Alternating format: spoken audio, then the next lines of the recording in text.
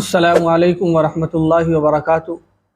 کچھ لوگوں کا سوال یہ ہے کہ کیا عورت وضو کرنے کے بعد اپنے شیرخوار بچے کو اگر دودھ پلائے تو کیا دودھ پلانے سے وضو ٹوٹ جاتا ہے؟ کچھ خواتین اور کچھ ہمارے مرد حضرات اس چیز کا خیال رکھتے ہیں کہ وضو کرنے کے بعد اگر عورت نے اپنے شیرخوار بچے کو دودھ پلایا، دودھ پیتے بچے کو یعنی اگر دودھ پلایا تو اس سے وضو ٹوٹ جاتا ہے۔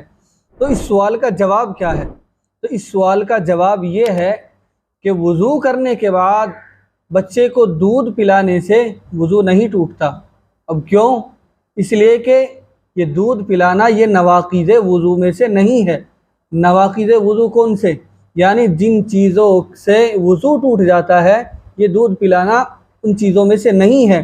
جن چیزوں سے وضو ٹوٹتا ہے یہ دودھ پلانا ان چیزوں میں سے نہیں ہے۔ تو چنانچہ خلاصہ کلام یہ ہوا کہ وضو کرنے کے بعد دودھ پلانے سے وضو نہیں ٹوٹتا ہے۔ اللہ عمل کی توفیق عطا فرمائے۔